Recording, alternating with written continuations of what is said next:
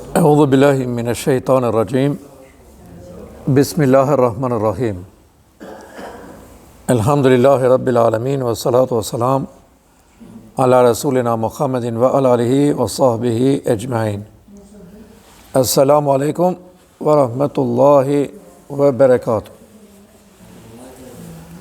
Falënderimet, adhurimet I takojnë vetëm Allahut Zotit Gjithësisë.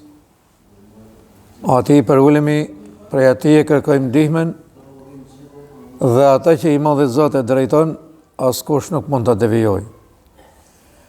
Mëshira e Allahut qoftë edhe përmbi të gjithë ju që jeni bashkë. Zoti na mëshiroft, na falë gjithëve në këtë ditë xhumaje. Nga lutjet e pejgamberit sallallahu alaihi wasallam ishte mbrojtja nga sprovat që I vjen robit. Sprovat do t'i kalojmë, dhe sprovat dahen në dy llojesh. Sprova që të bi dhe që të afron tek Zoti xhel xhelaluhu, ajo është hajër, ajo është mirësi. Dhe këto mund të dallojmë, pra kur sprova është sprovë për hajër, për mirë, dhe kur sprova është dënim prej Zotit. Pra jo ashtu siç I gjykojmë ne gabimisht. I ndodhi gjë filanit, u dënon filanit. Jo, nuk është ashtu. Ju do ta shikoni më mbrapa, dhe kur e kanë pyet Aliun, pra njenin prej sahabeve të mëdhenj, se si ta dallojmë sprovën nga dënimi, ai ka thonë, ajo sprovë që ta afron tek Allahu xhel xhelaluhu dhe që t'i forcon lidhjet me Zotin xhel xhelaluhu, ajo është mëshirë, mirësi, begati, hajër. Ajo sprovë që të bën që ti të ndërpresësh lidhjet me Zotin xhel xhelaluhu është dënim prej Zotit. Pik. Edhe po t'i vejmë re, shohim që njerëzit sprovohen, edhe nuk janë ndjen hiç. Për shembull, kur Ratër Meti shkojnë e marrin një 9 vjetër në intervistë. Edhe I thonë, tha, a I kërkove falje Zotit në atë moment, dhe tha kur po binte tërmeti.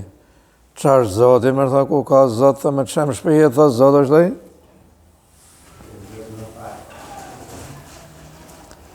Jo, më tha, çfarë Zoti?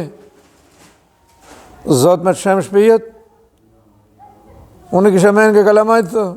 Jo ke Zoti. Çfarë Zoti, tha, ku ka Zot? Kjo është dënim prej Zotit xhel xhelaluhu. Është I qare. Nërsa ai cili bjen sejdë, falenderon, kërkon falje, lutet që Allahu ta falë, ta mbrojë gjatë asaj sprove, ai e ka për mëshirë sprovën. Pra asnjëherë mos ta harroni. Nëse afrohesh tek Zoti, je në hajër. Nëse largohesh më keq se ç'ke qenë, nuk do bë dobi, Allahu na ruaj. Lutjen e funit që ju treguam në xhumën e kaluar, pejgamberi sallallahu alaihi wasallam pra përmendi dy sprova. Edhe tha, o Zot, më ruaj nga qenunit me mec. Para kësaj kemi thonë, o Allah, na mbroj nga qenut I shordhër. Pse edhe dëgjimi është shumë I rëndësishëm, që I dohet njeriut. Pse me këtë nigjojmë fjalën e Zotit, Kur'anin, nigjojmë këshillat, mësojmë si të falemi. E shumë punë, zanatet ndryshme që fitojmë jetesën e kësaj bote me djersën e ballit. Nërsa e soqmja dhe që ishte e bashkëngjitur me lutjen e xhumas tjetër, por që ne nuk patëm kohë se u mbaruan minutat. O Zot, më ruaj nga çmenduria. Ka thënë pejgamberi sallallahu alaihi wasallam. Dhe me këtë lutje është lutë vazhdimisht. Që keni parasysh do të thotë çmenduria. Është një sprovë shumë e rëndë.